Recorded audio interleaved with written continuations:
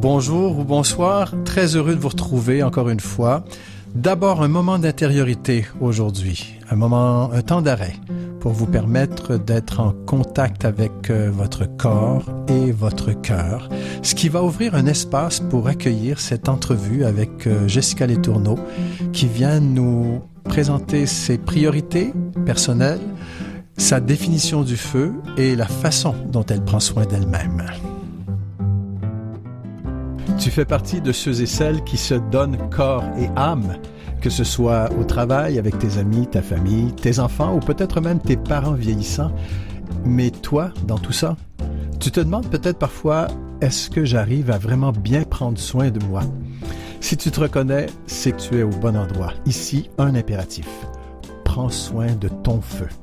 Je m'appelle Pierre Saint-André. Depuis plus de 40 ans, avec plaisir, j'accompagne, je guide et je soutiens des personnes en quête d'équilibre, en quête de sens et de compréhension de soi. Pendant un moment, si tu veux, permets-moi de marcher avec toi pour que tu puisses, pour longtemps, offrir toute ta lumière sans perdre ton feu. Parfois, quel défi que de prendre du temps pour soi.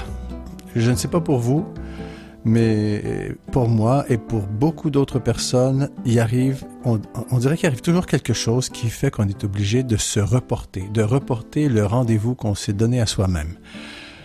Ça peut être ce qui se passe avec un enfant, ça peut être ce qui se passe avec un conjoint qui tombe malade d'un coup, ça peut être au niveau du travail une relation qui nous taraude le cerveau, qui fait que le hamster ne peut pas arrêter et qu'on n'arrive pas nous-mêmes à s'arrêter. Il y a toujours toutes sortes de choses qui peuvent se produire et qui nous happent. Vous savez, on est parti et puis on se retrouve à la fin de la liste des préoccupations en se disant « je vais me reprendre un peu plus tard ». Alors je vous propose un moment maintenant. Peu importe ce que vous êtes en train de faire, vous êtes peut-être en train de conduire, d'aller au travail ou de revenir du boulot. Peut-être que vous êtes en train de marcher, de cuisiner, peut-être que vous étiez en train de réfléchir à quelque chose. Je vous interpelle.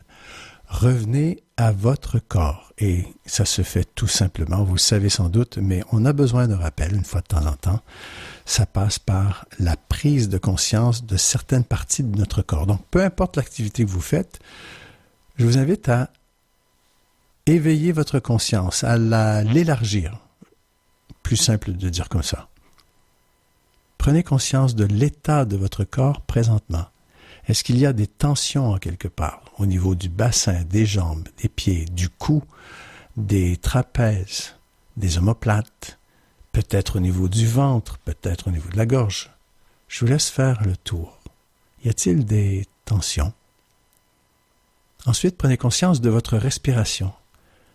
Est-ce que vous respirez profondément? Ah oui, vous commencez à l'approfondir lorsque j'en parle. C'est ce que ça fait lorsqu'on prend le temps de s'observer. On fait « Ah oui ».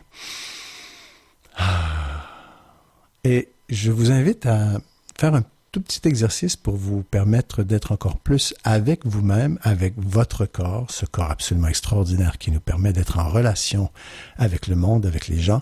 Je dis extraordinaire, je fais une petite parenthèse, évidemment, il y a parfois des moments où il nous joue des tours, mais je crois que présentement, il n'y a rien qui vous empêche d'y être attentif. La respiration, j'y reviens. Commencez par prendre une respiration au niveau de votre poitrine pour élargir les côtes. Donc, c'est vraiment, ça se situe en haut. Dans un deuxième temps, même chose, mais détendez la mâchoire.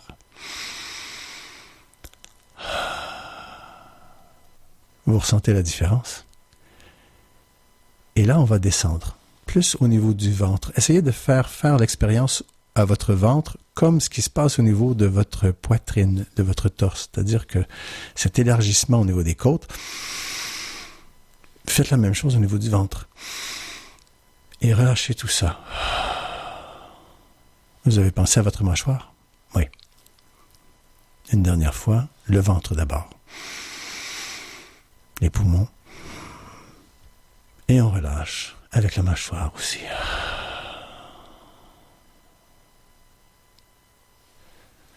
ça nous rend plus présents, souvent plus calmes. Et ça nous dispose pour accueillir cette entrevue que je vous propose avec Jessica Letourneau.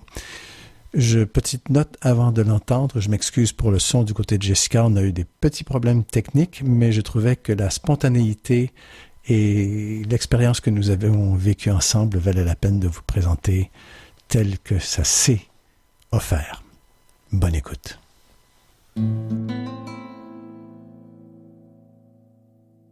J'ai le grand plaisir d'accueillir Jessica Letourneau qui me fait l'honneur, le bonheur d'être au micro avec moi. Bonjour Jessica. Bonjour Pierre.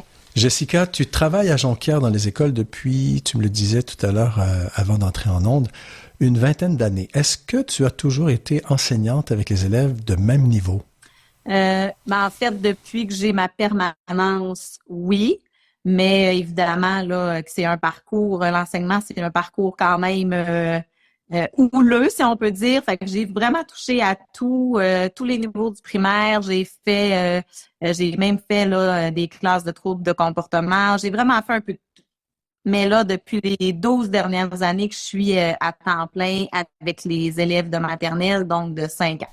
Je disais que tu étais de Jonquière ou que tu travaillais à Jonquière. Pour les gens qui sont à l'extérieur du Québec, Jonquière, c'est au Saguenay-Lac-Saint-Jean qui se situe à 2h30 en voiture au nord de la ville de Québec. Oui. Souvent, on dit, Jessica, que c'est une étincelle ou que c'est une blessure qui nous amène à faire notre travail. Est-ce que tu as déjà identifié ce qui t'a amené à devenir enseignante? Bien, je pense qu'il y a un peu des deux, je dirais, dans le sens que j'ai toujours aimé aider les autres. J'ai souvent, par la bande, comme moi, j'avais des bons résultats, j'aidais mes amis. Mais aussi, j'ai eu d'excellentes enseignantes qui m'ont donné envie de reproduire leur modèle. Et j'ai eu en fait une enseignante au primaire qui m'a fait, je me suis dit, ça se peut pas. Moi, je vais aller faire autre chose que ça parce que je me dis, ça se peut pas que quelqu'un comme ça enseigne. Donc, c'était en première année. Puis dès la première année, j'avais tendance à aller aider les élèves qu'elle, je trouvais qu'elle était blessante. Donc, j'avais déjà ce rôle-là. On dirait que ça m'a motivée à me dire, ben moi, plus tard, je vais être enseignante, mais je vais le faire à ma manière, à moi. Tu étais toute jeune. La personne dont tu parles, c'est qu'elle était une mauvaise enseignante dans ton expérience à toi qui faisait que ça te blessait presque. Exactement. Elle était très blessante avec les autres. Moi, je me sentais pas bien là-dedans. J'essayais de récupérer du haut de mes 7 ans, comme on peut récupérer avec les élèves autour de moi. Je pense que c'est à ce moment-là que je me suis dit, tiens, moi, plus tard, je vais le faire en tant qu'adulte à ma façon, à moi. Et est-ce que ta façon à toi maintenant répond à ce que tu souhaitais? Ça dépend des jours. Ça dépend des jours. Est-ce que tu peux être un peu plus précise, s'il te plaît? Ben, on arrive, en fait, on est des humains, puis on travaille avec des humains. Donc, on arrive chaque matin avec notre bagage émotionnel, soit du matin, soit de la veille, et nos élèves aussi arrivent avec leur bagage. Fait que c'est sûr qu'il y a des journées où on se dit, oups, aujourd'hui, peut-être que j'aurais pu faire cette intervention-là différemment, j'aurais peut-être pu y aller comme ça, alors qu'il y a d'autres journées qu'on se dit, oh, super, j'ai réussi. C'était vraiment, là, j'ai senti que j'ai fait la différence positivement. Donc, c'est ça. Donc, ça dépend des jours, hein. Malheureusement ou heureusement, personne n'est parfait. Mais je pense que dans l'ensemble de l'œuvre, je suis l'enseignante que j'aurais voulu avoir en première année. Je suis l'enseignante que j'aimerais que mes enfants aient aussi.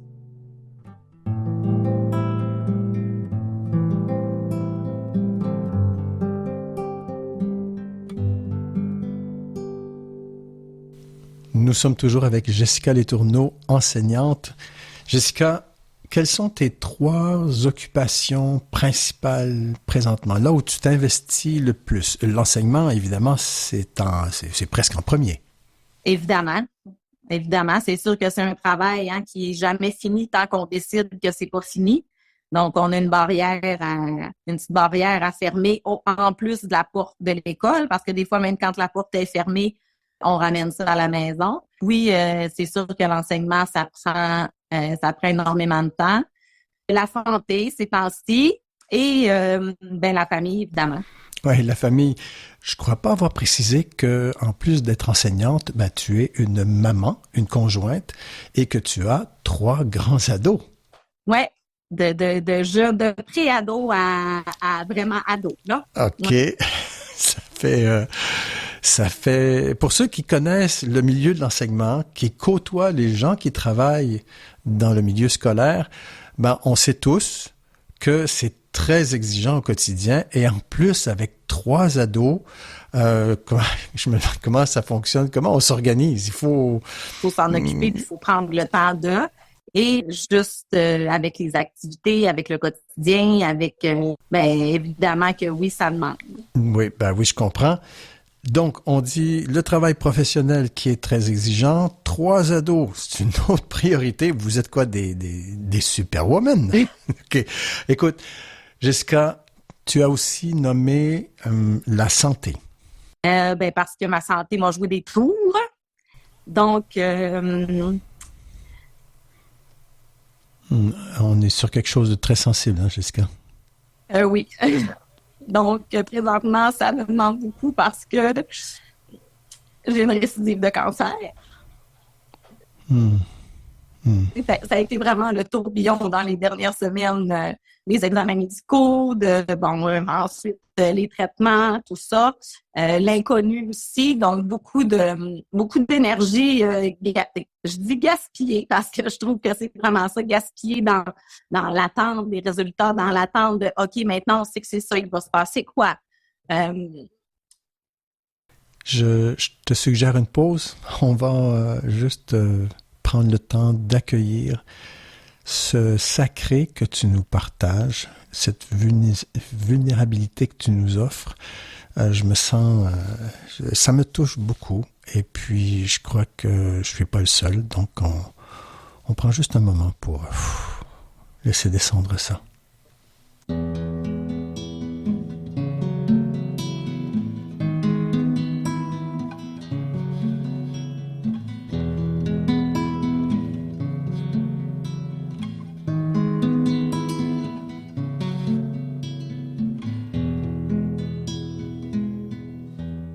On poursuit cette rencontre très touchante avec Jessica Letourneau, qui est enseignante, maman de 3 enfants, avec un défi qui est le cancer. Comment, Jessica, comment t'arrives à combiner cette préoccupation fondamentale que tu as pour ton corps avec ce que tu nous as décrit?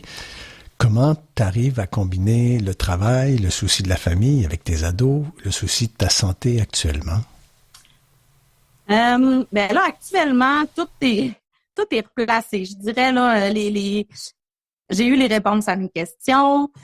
Les inquiétudes sont aussi derrière parce que, les traitements ont lieu. C'est des traitements qui vont se poursuivre, mais qui ne m'affectent pas au quotidien.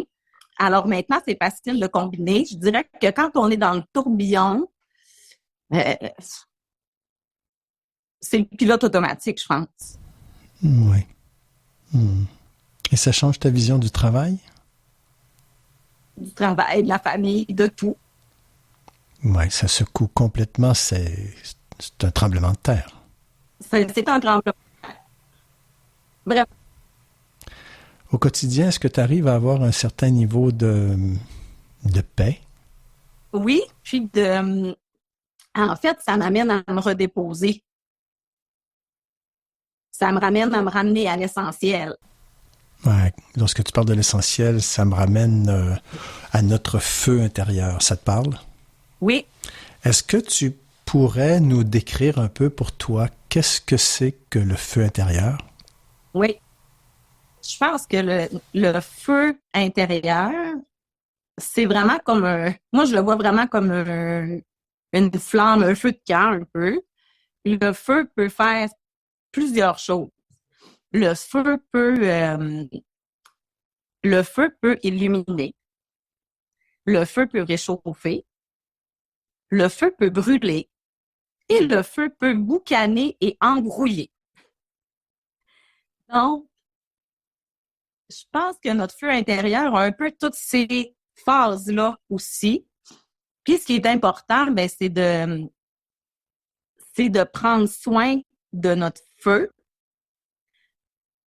pour qu'il soit pour qu'il soit à la phase de briller et de réchauffer, et non de brûler et non de boucaner. Mais je pense qu'il faut aussi accepter que parfois, il y a seulement une petite braise, il fait un peu plus froid. Et faut aussi être capable de reconnaître qu'est-ce qui vient justement éteindre ce feu-là, puis qu'est-ce qui l'allume aussi, pour être capable d'être, moi je appelle ça un petit peu le maître de notre thermostat, le maître de notre flamme à l'intérieur. J'aime beaucoup ton image. Est-ce que, lorsque tu parles de ton feu intérieur comme ça, est-ce qu'il y a, la semaine dernière, je parlais des indices qui révèlent la présence de ce feu. Est-ce que toi, je parlais de la joie sans cause, des larmes sans cause. Bon, j'ai fait la liste dans l'épisode 3. Est-ce que toi, il y a des caractéristiques que tu peux nommer de ce feu intérieur dont tu parles? Mais la joie, effectivement, que quand on est joyeux, c'est sûr que ça illumine, c'est agréable. Mais il y a la motivation, il y a la passion. Dans le fond, le feu qui réchauffe va être amené à des émotions qui sont agréables. Alors que le feu qui boucane, ben des fois c'est nous-mêmes qui l'éteignons, mais des fois il y a quelqu'un qui vient s'amuser à éteindre notre petit feu, à mettre un verre d'eau sur notre feu, des fois ouvrir la hose. Mais c'est ça. Fait que dans ce temps-là, ben c'est plus la colère. Moi, j'ai vraiment l'impression que l'image que je m'en fais, quand mon feu est chaud et doux et qui réchauffe et qui illumine, ben j'ai l'impression que ma personne aussi, mon visage, mon corps, ça se reflète partout. Puis quand il y a de la boucane dans mon feu, d'habitude, les gens qui m'entourent s'en aperçoivent aussi. Et c'est concret pour toi? Ben, j'ai vraiment l'impression que c'est ça, là, c'est dans mes organes, c'est à l'intérieur. Là, j'ai une petite place pour ma flamme, puis C'est physique? Exactement. On pourrait dire que c'est psychologique puis énergétique. Oui. OK. Comment dire, pour toi, lorsqu'on parle de prendre soin de son feu ou de prendre soin de soi, qu'est-ce qui serait le plus important? Le plus important, c'est de prendre le temps. Puis c'est ça souvent qu'on oublie. Et quand je disais tantôt, la maladie, ça ramène à l'essentiel, mais c'est ça, ça nous ramène à prendre soin de notre feu. Parce que moi, quand je prends soin de mon feu à moi, ben ça me permet d'aller prendre soin du feu des autres. Puis ça me permet que ma boucane, ben si moi je boucane, ben souvent je vais boucaner mon entourage. Si je brûle, je vais brûler mon entourage. Donc, en prenant soin de moi, ça me permet après ça d'aller prendre soin des autres. Donc, maintenant, je me permets, parce que souvent, on va faire passer les autres en premier. Maintenant, je me permets de rien faire. Des fois, de rien faire, prends soin de mon feu. Des fois, je me permets juste de rien faire, de dire, OK, là, pendant 15 minutes, il n'y a plus personne qui me parle, il y a plus, je fais juste rien, je vais aller fermer les yeux, j'ai besoin juste de revenir à moi, de me détendre un peu. Ensuite, quand il fait soleil, j'adore j'ai l'impression que le soleil, c'est un petit peu le même, c'est le rayonnement, c'est la chaleur aussi. Fait que j'ai l'impression juste de mettre le visage au soleil, de sentir la chaleur du soleil, les rayons, de voir la lumière. J'ai l'impression que je l'emmagasine puis qu'après, je peux le transmettre. Ça devient une sorte de, une sorte de méditation où tu te laisses pénétrer de la lumière, investir toutes tes cellules pour rayonner encore plus toi-même. Exactement. Et puis, tu as besoin d'autre chose pour prendre soin de ton feu? J'ai besoin d'activité, là. Donc, j'ai mis à mon horaire un cours d'entraînement par semaine, puis une soirée où je joue au volleyball avec des amis, finalement. Dans ce que tu dis, je trouve ça super intéressant, l'équilibre entre l'intériorité puis l'activité physique avec des gens. Ben moi, je suis quelqu'un de vraiment social. Puis moi, je passe mes journées avec des enfants de 5 ans. J'ai besoin de pauses d'adultes. Fait qu'un souper avec des amis, aller jouer au volleyball, juste inviter à la maison, c'est ça, discuter avec mon conjoint, des moments d'adultes. Puis là, ben maintenant, j'ai quand même aussi mes ados qui peuvent contribuer à des moments d'adultes, entre guillemets, dans le sens qu'ils sont rendus assez grands pour qu'on puisse avoir des discussions puis que ça puisse faire changement de ce que j'ai vécu dans la journée. Et puis, est-ce que tu as des échanges avec tes enfants sur cette question-là du feu, de prendre soin de soi? Oui, mais peut-être pas suffisamment. Mais oui, tu sais, puis des fois, on s'aperçoit qu'on le fait des fois sans le nommer, mais tu sais, je m'assure que chacun d'eux ait leur façon à eux de justement maintenir ce feu-là. Mais souvent, quand on s'arrête, on le fait de façon automatique, mais est-ce qu'ils s'en rendent vraiment compte? Je ne sais pas. Tu es un peu comme plusieurs parents qui sèment des petites graines pour qu'à un moment, ils en prennent conscience. Pas tout de suite, mais un jour, ils vont voir les fruits de ces moments-là que tu leur permets de vivre. Bon, je pense que oui, puis je pense qu'ils ont quand même déjà une certaine conscience là, à la hauteur de leur âge qui sont chacun différents, là, mais oui. Puis avec la maman que tu es, je suis certain que cette ouverture-là, elle y est déjà. Je pense que oui. Oui. Oui. Jessica, on arrive presque à la fin de cette courte entrevue. Est-ce qu'il y a une activité, une chanson, un livre, un auteur qui t'aide à te rappeler l'importance de prendre soin de toi, de prendre soin de ton feu? Tu peux avoir plusieurs éléments de réponse. Je te dirais que tu as contribué beaucoup à ça, hein? Puis que nos échanges qu'on se fait maintenant par courriel ou mais tu as vraiment établi une base solide, hein, parce que j'ai eu la chance que tu me suives dans mes traitements. Maintenant, tu le fais toujours à distance. Fait que je pense que les échanges qu'on a eus, puis même on s'est côtoyés au travail aussi. Donc, c'est t'as mis une belle base autour de tout ça. Il y a François Lemay, que j'aime beaucoup, qui fait un peu aussi, là, tu sais, de toutes sortes de podcasts, puis que je trouve intéressant parce que, en fait, ce que j'aime, moi, c'est quand ça a l'air pas trop parfait. Qu'on se rend compte que c'est des gens qui vivent les mêmes difficultés, les mêmes émotions, que ça leur arrive aussi qu'il y a des creux, en fait, à qui on peut se rattacher. Donc, François Lemay, c'est quelqu'un que j'aime beaucoup. Fait que lui, je l'adore. Puis sinon, au niveau de la musique, ben, je suis quelqu'un qui aime la musique. Il n'y a pas une pièce en particulier, mais la musique va suivre mes états d'âme. Tantôt, je te disais que j'ai besoin aussi de me défouler. Fait que j'ai une belle playlist qui s'appelle « À tue-tête ». Fait que celle-là, elle me permet de chanter à tue-tête. Tu fais pas ça n'importe où? Tu fais ça avec tes ados? Tu fais pas ça à l'école, évidemment. Souvent, je le fais en voiture. Fait que c'est limité comme mouvement, mais si je veux pas être un danger public. Ah, merci Jessica. On termine là-dessus. Je suis plein de gratitude pour le partage que tu nous as fait. J'espère que tu as apprécié toi aussi. Oui. Et en terminant, je te souhaite de continuer de bien prendre soin de ton feu, de prendre soin de toi. Merci. Merci, Kian. Bye bye Jessica. Merci à toi. Après une telle entrevue, je ne sais pas dans quel état est votre cœur, votre corps. Prenez quelques instants juste pour ressentir ce qui se passe en vous lorsque vous laissez résonner encore les paroles de Jessica qui nous invite à prendre soin de notre essentiel au quotidien, au milieu de tout ce qui nous préoccupe, qui nous occupe.